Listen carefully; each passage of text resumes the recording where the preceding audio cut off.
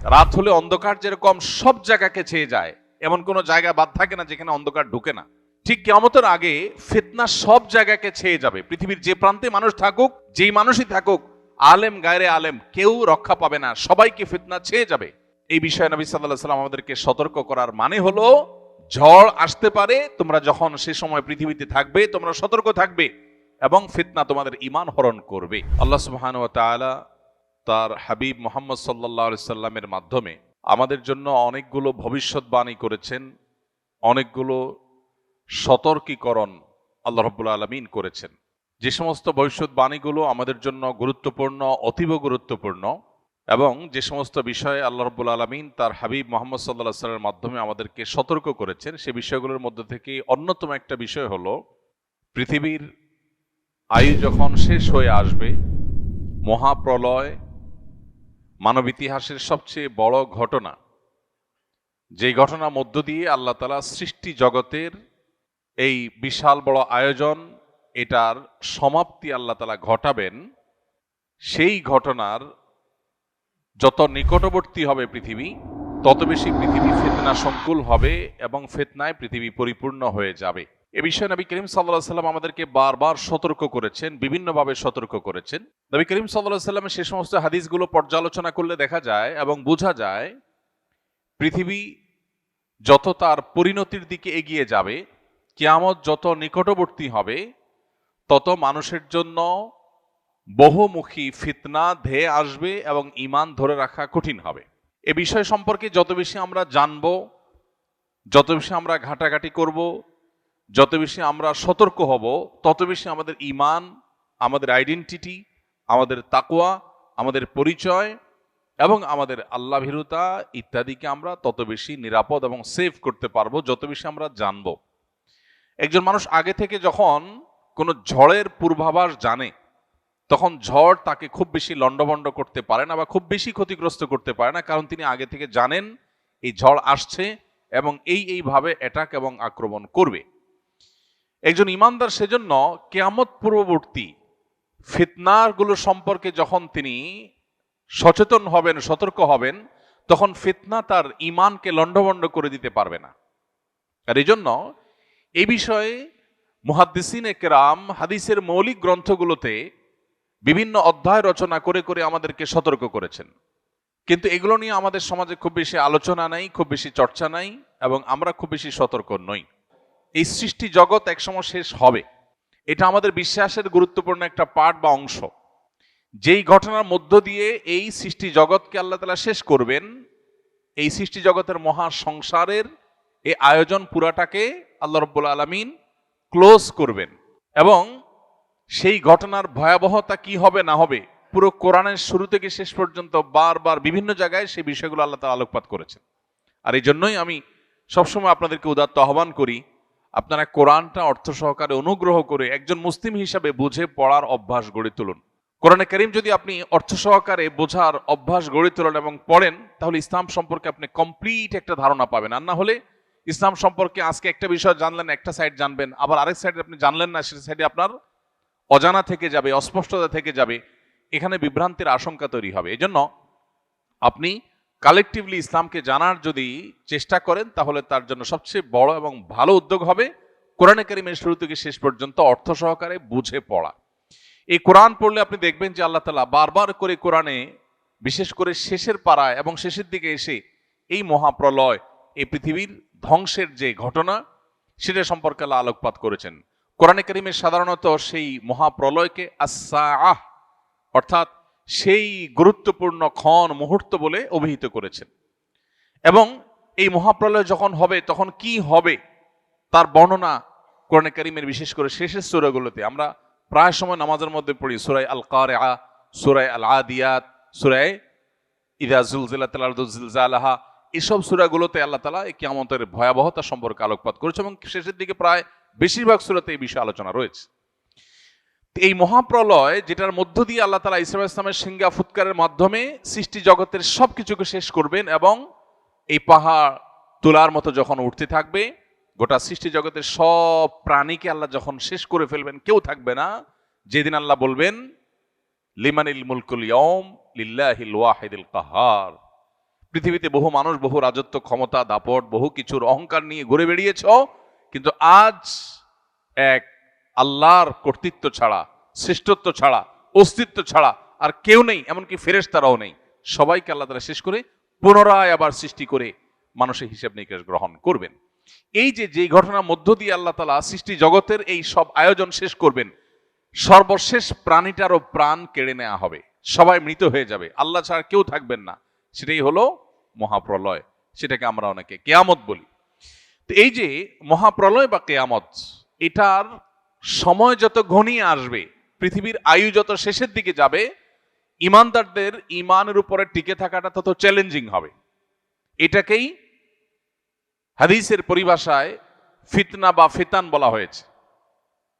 মুহাদ্দিসিনে কেরাম কিতাবুল ফিতান, ফিতনা সম্পর্কিত অধ্যায় রচনা করেছেন।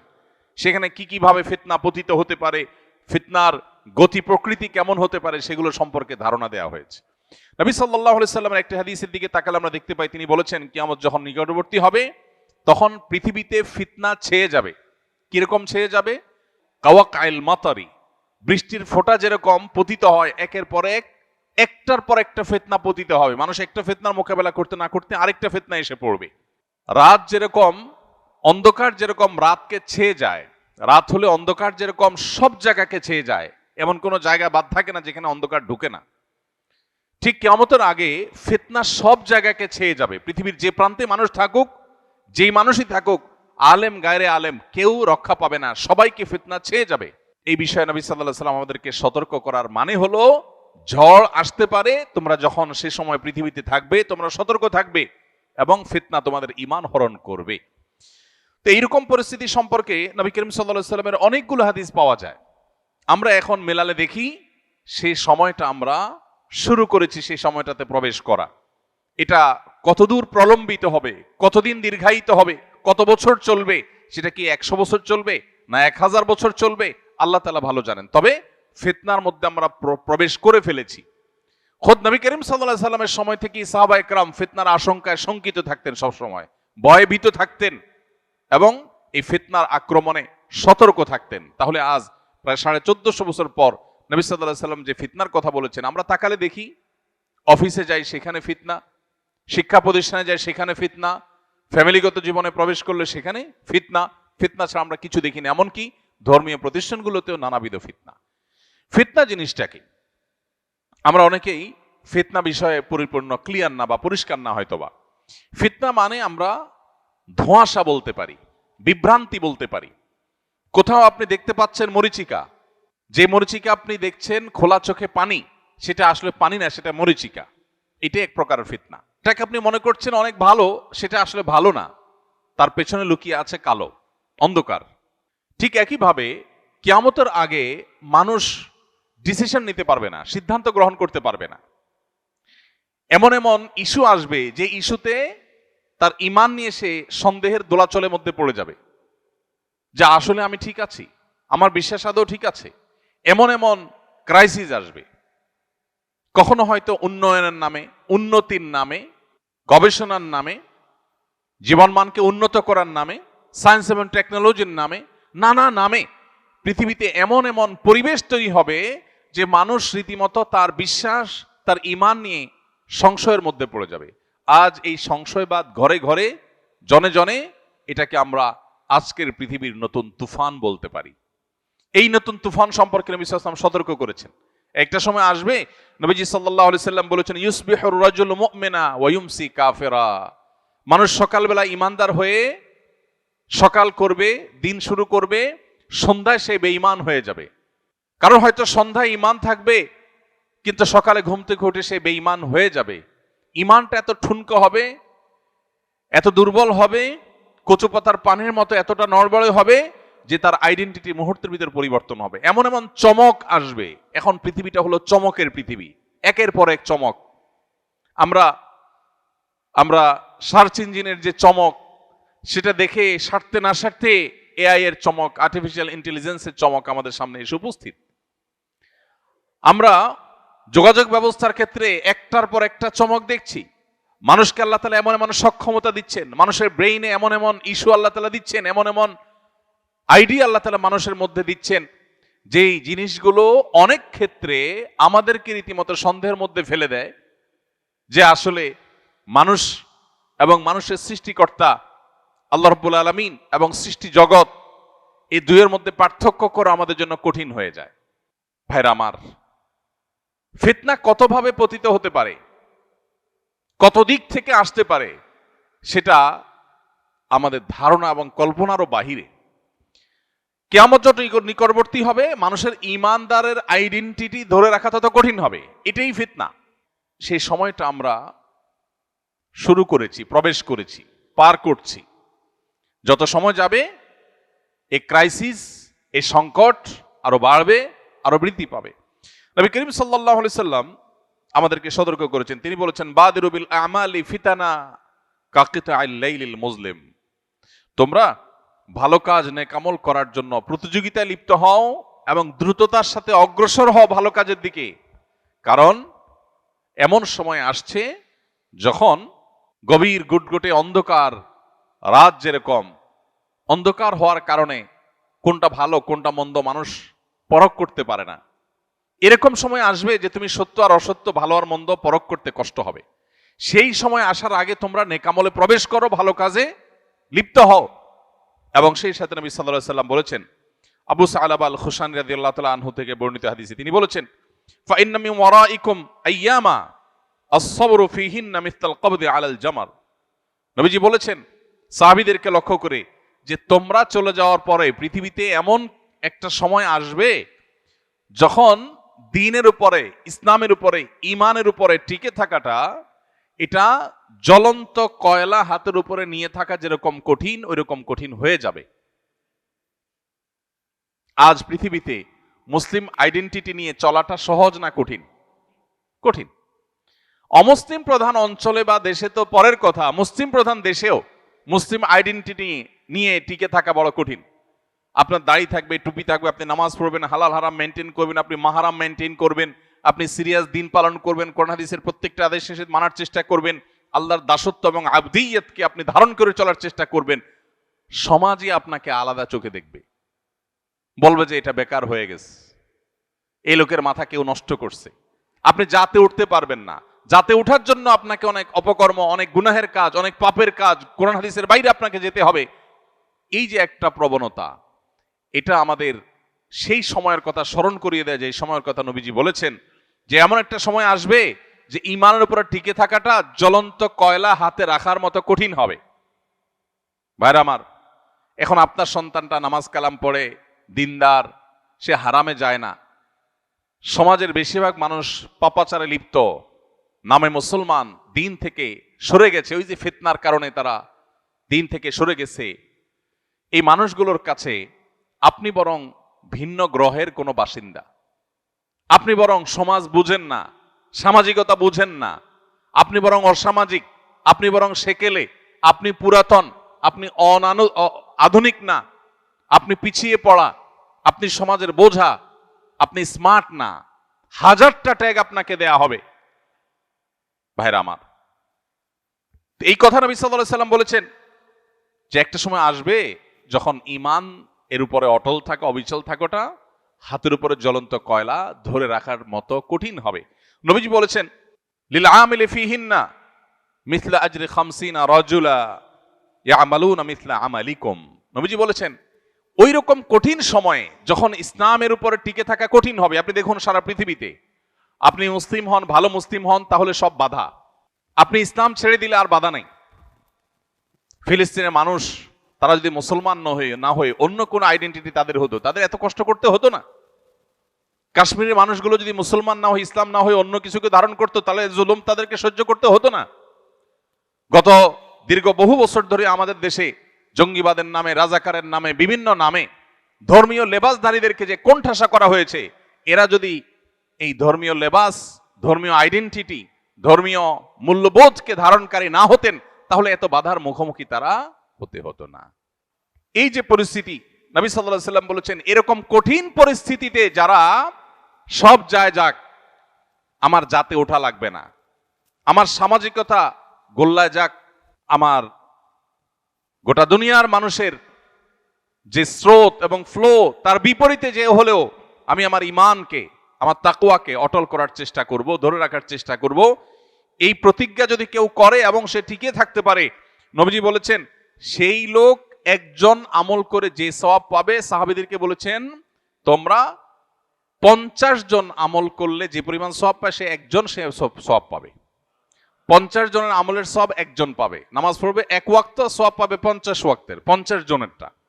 সাহাবা একরাম অবাক হয়ে জিজ্ঞাসা করলেন, হে আল্লাহ রাসূল, আপনি যে 50 জনের কথা বলছেন, ইয়া রাসূলুল্লাহ মিথলু আজরিনা খামসিনা মিন্না আও মিনহুম, যে 50 জনের কথা বলছেন এটা কি আমাদের মতো সাহাবীদের মতো 50 জন নাকি তাদের 50 জন? কারণ সে আমলের 50 জনের কোয়ালিটি তো আর এই আমলের 50 জনের কোয়ালিটি এক না। তো সাহাবীরা জিজ্ঞাসা করছেন, ওই ফিতনার সময় যখন বাধার একের পর এক পাহাড় এবং প্রাচীর দেয়াল উঠবে, তখনও যদি কেউ ঈমানের উপরে টিকে থাকতে পারে, তাদের একজন আমল করলে 50 জনের যে সওয়াব দেওয়া হবে, সেই 50 জন কি সাহাবীদের 50 জন নাকি তাদের সময়ের 50 জন? নবীজি সাল্লাল্লাহু আলাইহি ওয়াসাল্লাম বলেছেন, ক্বালা বাল আজরু খামসিনা মিনকুম, তাদের সময় না, তোমরা যারা সাহাবী তোমাদের মধ্যে 50 জনের সওয়াব তাকে দেওয়া হবে। ভাইরা আমার, এইজন্য যেখানে ঈমান এবং আমলের উপর টিকে থাকা খুব বেশি চ্যালেঞ্জিং মনে হবে, বুঝতে হবে ফিতনা উপস্থিত হয়ে গেছে। এখন আমার তাকওয়া, আমার ফিতনার সময় যে রোল প্লে করার কথা হাদিস আমাকে উৎসাহিত করেছে, সেটি আমার করার কথা। এজন্যই স্যাক্রিফাইস, এজন্যই ত্যাগ করতে হয়। সমাজের সবাই বলবে না এত হিসাব নিকাশ করে চলা যায় নাকি? আমি বলবো হ্যাঁ, চলা যা না গেলে অচল হয়ে যাব, কিন্তু আমি ছাড়বো না, আমি ঈমানকে ধারণ করে রাখবো। আল্লাহ তাআলা ফিতনার সময় আমাদেরকে এভাবে ঈমানকে, আমাদের আইডেন্টিটিকে, আমাদের তাকওয়াকে সেভ করার তৌফিক দান করুন। চতুর্দিকে তাকালে দেখব যে সামাজিকতার হাতছানি, আরে সমাজের সাথে তাল মিলাইতে হয়, প্রত্যেকটা লোকের মধ্যে দেখবেন এই প্রবণতা। ঈমানদার কখনো পরিপূর্ণ তথাকথিত সামাজিক হবে না। বহু কাজে ঈমানদার বলবে না সমাজ কি বলে দেখার দরকার না, আমার ঈমান আমল কি বলে আমি সেটা দেখবো, তাতে যদি গোটা সমাজের বিরুদ্ধে যেতে হয় যাব। এটাই হলো ঈমানের দাবি, এটা হলো তাকওয়ার দাবি, এটা হলো অটল এবং অবিচল থাকার কথা। আব্দুর রহমান ইবনে শাইবা রাদিয়াল্লাহু তাআলা আনহুর হাদিস আমাদের সবার কাছে বাঁধাই থাকা উচিত, লিখে রাখা উচিত, চোখের সামনে রাখা উচিত। তিনি বলেছেন, নবী সাল্লাল্লাহু আলাইহি সাল্লাম থেকে তিনি শুনেছেন, বাদা আল ইসলামু গরিবান ওয়া সায়াউদু কামা বাদা ফাতুবা লিল গুরাবা। নবীজি বলেছেন, ইসলাম পৃথিবীতে এসেছে যখন, তখন সূচনার সময়ে, শুরুর সময় ইসলাম ছিল বেদুইন, মুসাফির, পথিকের মতো, অচেনা অজানা, যাকে কেউ যাচে না পুছে না, যাকে কেউ আপন করে নিতে চায় না। একজন মুসাফির, পথিক, অচেনা, তিনি কোনো এলাকায় গেলে, কোনো মহল্লায় গেলে, কোনো মসজিদে গেলে কেউই তাকে আপন করে নিতে চায় না, কেউ বাসায় তুলতে চায় না, কেউ ঘরে নিতে চায় না, কারণ চিনি না, জানি না। সবাই তার থেকে নিজেকে দূরে রাখার চেষ্টা করে বা তার কাছে খুব বেশি ভেড়ে না, কেউ যাচ্ছে না, কেউ পোছে না তাকে। নবীজি বলেছেন, ইসলাম যখন শুরুতে এসেছে পৃথিবীতে, তখন এইরকম একটা অবস্থায় ছিল, কিন্তু একটা সময় ইসলামের শৌর্যবীর্য, ইসলামের প্রভাব প্রতিপত্তি, ইসলামের সাম্রাজ্য, ইসলামের জয়যাত্রা, ইসলামের প্রচার প্রসার এমন বেশি হবে যে গোটা পৃথিবীতে ইসলামের প্রভাব থাকবে। কিন্তু আবার পৃথিবীতে ইসলাম আগের জায়গায় ফেরত যাবে, অর্থাৎ আবার এমন একটা সময় আসবে কিয়ামতের আগে যে পৃথিবীতে ইসলামকে কেউ ধারণ করতে চাইবে না, ইসলামের পরিচয়ে কেউ পরিচিত হতে চাইবে না। ইউনিভার্সিটিগুলোতে আমাদের তরুণদের মধ্যে সালাম দেওয়া নিয়ে হীনমন্যতা হয়, সালাম দিতে চায় না, কারণ সালাম দিলে সে হুজুর হয়ে যাবে। এখানে কেউ সালাম দেয় না, এখানে হাই বলে, হ্যালো বলে, এখানে সালাম দেয় না। ঠিক একইভাবে কর্পোরেট দুনিয়াতে, সেখানে যারা বসবাস করছেন, ব্যক্তিগত জীবনে ইসলাম যতই প্র্যাকটিস করুক, ওখানে উনি সালাম দেন না, কারণ এখানে সালাম দেওয়া না প্রচলন নাই। এরকম আরো বহু বিষয়ের প্রচলন নাই।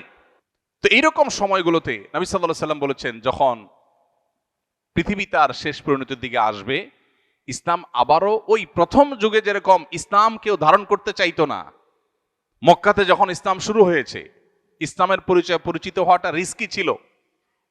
এই পরিচয় পরিচিত হলে তারপরে জুলুম নেমে আসতো, কেউ ওয়েলকাম করতো না, গরিব ছিল, অসহায় ছিল ইসলাম। নবীজি বলেছেন, কিয়ামতের আগে আবার এরকম একটা সময় আসবে যখন ইসলাম এরকম অসহায় হবে, কেউ ইসলামকে ধারণ করতে চাইবে না, সবাই জাতে উঠতে চাইবে।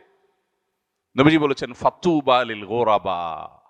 এই যে শুরু এবং শেষ ইসলামের, মাঝখানে জয়যাত্রা, শুরুতে কঠিন সময় ছিল মক্কাতে, আবার কঠিন সময় আসবে পৃথিবীতে, এই দুই সময়ে যারা ইসলামকে ধারণ করে থাকবে, ওই অসহায় ইসলামকেই ধারণ করবে, সে জাতি উঠতে চাইবে না, সে সামাজিক তথাকথিত সামাজিক হতে চাইবে না, সে সমাজের মানুষের দৌড়ে টিকে থাকতে চাইবে না, সে ইসলামের দৌড়টাকে টিকে রাখার চেষ্টা করবে। এই মানুষগুলোকে নবীজি বলেছেন এরা হলো ইসলামের সে অসহায় সময়ের সঙ্গী।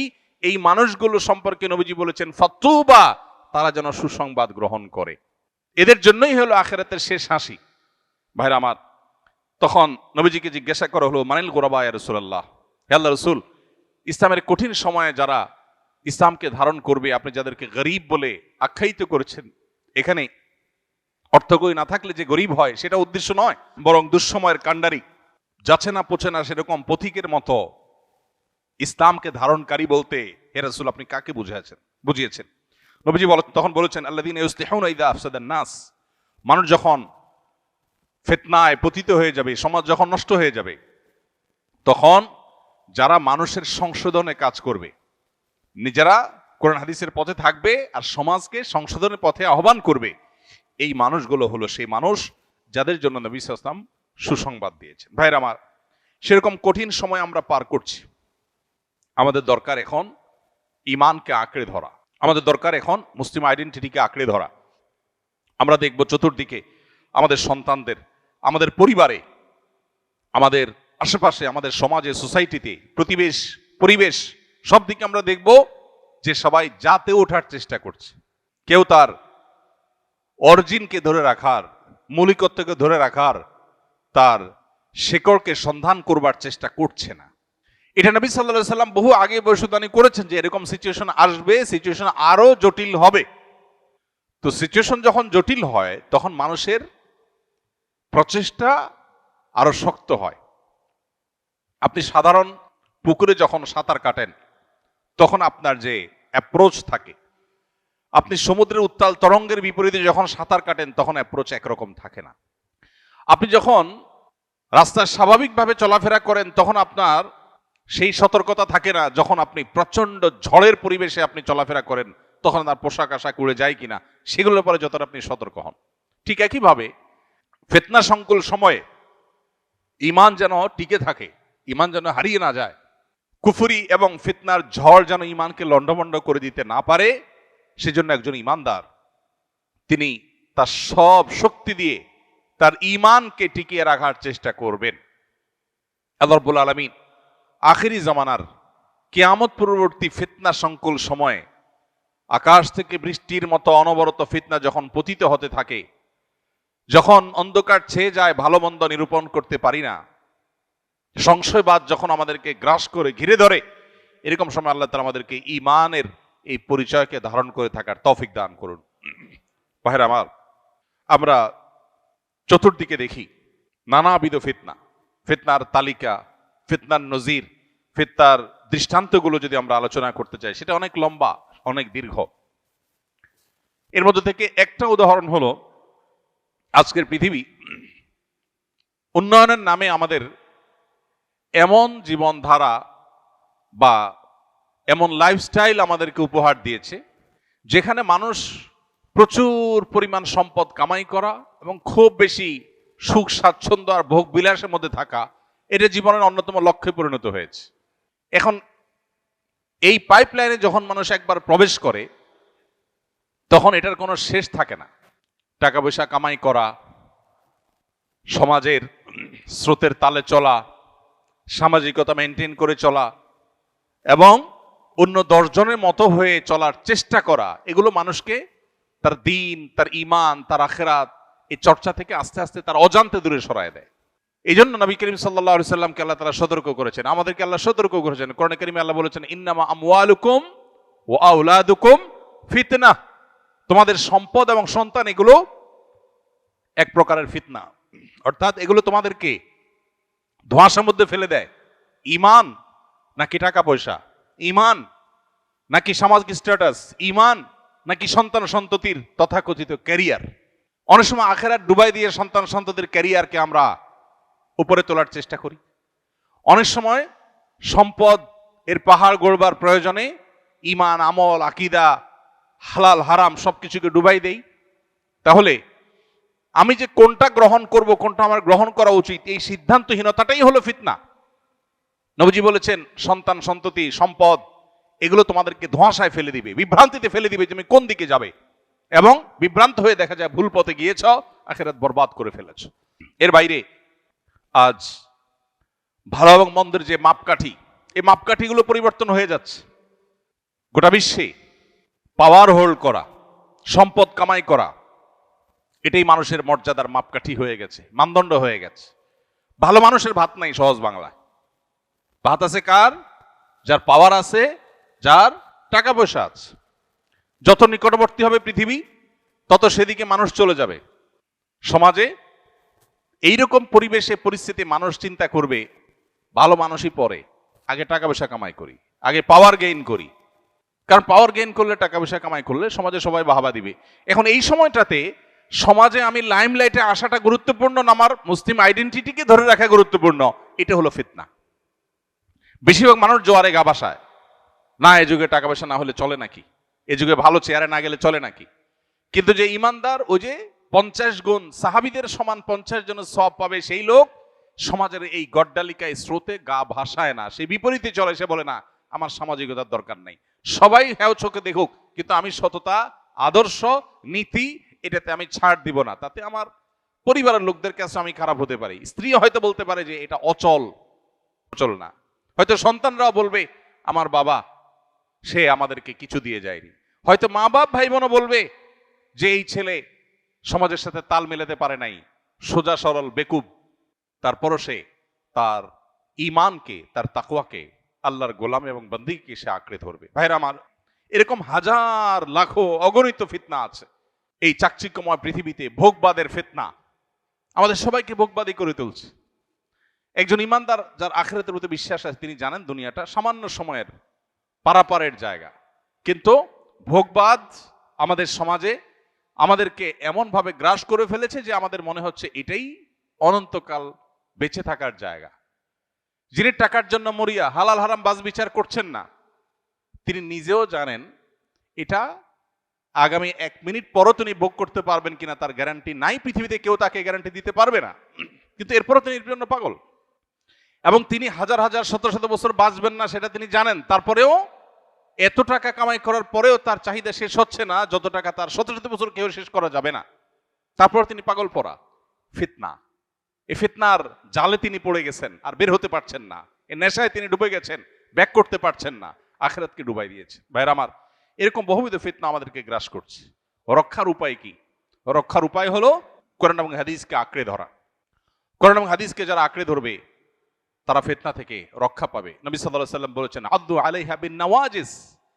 খুব কঠিন সময়ে মানুষ যখন হাত দিয়েও কিছু ধরে রাখতে পারে না, তখন মাড়ির দাঁত এটা দিয়ে কামড়ে ধরে রাখার চেষ্টা করে। ঠিক একই ভাবে তোমার ঈমানকে ধরে রাখার জন্য সর্বশেষ শক্তি মাড়ির দাঁত দিয়ে তুমি ঈমান, তোমার আত্মপরিচয় কোরআন এবং হাদিসকে আঁকড়ে ধরবে, যে আমি কোরআন হাদিসের বাইরে এক চুল যাব না, তাতে আমার সব যায় যাক। এটা হলো ফিতনার সময় নিজেকে আত্মরক্ষা করার সবচেয়ে বড় মূল মন্ত্র। আর এর পাশাপাশি নবী সাল্লাল্লাহু আলাইহি ওয়াসাল্লাম আমাদেরকে দোয়া শিক্ষা দিয়েছেন, আমরা আল্লাহর কাছে ফিতনার সময় পানাহ চাইবো। আল্লাহুম্মা ইন্না নাউযু বিকা মিনাল ফিতান বা আল্লাহুম্মা ইন্নী আউযু বিকা মিনাল ফিতান মা যাহারা মিনহা ওয়া মা বাতান। আল্লাহ, প্রকাশ্য যত ফিতনা পৃথিবীতে আছে এগুলো থেকে আমি পানাহ চাই, তোমার কাছে রক্ষা চাই। আল্লাহ রাব্বুল আলামিনের কাছে আমরা দোয়া করা, চোখের পানি ফেলা এবং ফিতনার পরিবেশ থেকে বেঁচে তাকওয়ার পরিবেশে নিজেকে নিয়োজিত করা, নিবদ্ধ রাখা, এর জন্য নিরন্তর চেষ্টা করে জীবনের শেষ মুহূর্তগুলো পার করার, শেষ নিঃশ্বাস ত্যাগ করার, ঈমান এবং আমল নিয়ে ফিতনা থেকে নিজেকে বাঁচিয়ে, নিজের ফ্যামিলিকে বাঁচিয়ে, জেনারেশনকে বাঁচিয়ে আল্লাহ তাআলা আমাদেরকে দুনিয়া থেকে যাওয়ার তৌফিক নসিব করুন। আমাদের পরিবারকে, আমাদের নিজেদেরকে, আমাদের সমাজকে ফিতনার এই ভয়াবহ করাল গ্রাস এবং থাবা থেকে বাঁচানোর জন্য নানাবিধ উদ্যোগ আমাদের নিতে হবে। সবকিছুর আগে সতর্ক হতে হবে যে ফিতনা আসছে, ধেয়ে আসছে এবং ছেয়ে যাচ্ছে, এবং এই ফিতনায় বহু মানুষ হারিয়ে যাচ্ছে। এটা হলো স্রোতের পানির মতো, বানের পানির মতো। সমুদ্রের বিশাল বড় স্রোত এসে সবকিছুকে টেনে সমুদ্রের মধ্যে গ্রাস করে নিয়ে যায়। এক এক ফিতনা এসে হাজার হাজার মানুষের ঈমান আমলকে নিয়ে যায়। তরুণদের জন্য হাজার রকমের ফিতনা পৃথিবীতে আছে। এই যে বিটিএস ফ্যান হচ্ছে আমাদের ছেলেমেয়েরা, আমাদের তরুণরা, তাদের যে আকর্ষণ করবার মতো ক্ষমতা, সম্মোহনী শক্তি, দুর্বল করে ফেলার যে শক্তি, এটার ফলে নিজের অজান্তে আমি তাদের ফ্যান হয়ে যাচ্ছি। কখনো খেলোয়াড়দের ফ্যান হয়ে যাচ্ছি, কখনো তথাকথিত বিভিন্ন তারকাদের ফ্যান হয়ে যাচ্ছি, যে আমি আমার ট্র্যাক থেকে সরে যাচ্ছি, আমি ইসলাম থেকে সরে যাচ্ছি। কখনো ক্রীড়ার নামে, কখনো কৌতুকের নামে, কখনো বিনোদনের নামে, কখনো অন্য কোনো নামে এমন এমন চমক আসছে যে চমকগুলো দেখে আমি হারিয়ে যাচ্ছি। ওই স্রোত খড়কুটোর মতো করে আমাকে ভাষায় নিয়ে যাচ্ছে এবং তার ভিতরে সে গ্রাস করে নিয়ে যাচ্ছে, আমি টেরও পাচ্ছি না। আল্লাহ রাব্বুল আলামিন আখিরি জামানার এই সমস্ত ফিতনা থেকে আমাদেরকে হেফাজতে রাখুন, আমাদের ঈমান আমলকে আল্লাহ তাআলা হেফাজতে রাখুন। ফিতনা সংকুল এই সময় ঈমানকে আল্লাহ তাআলা কঠিন এবং দৃঢ়ভাবে আঁকড়ে ধরে রাখার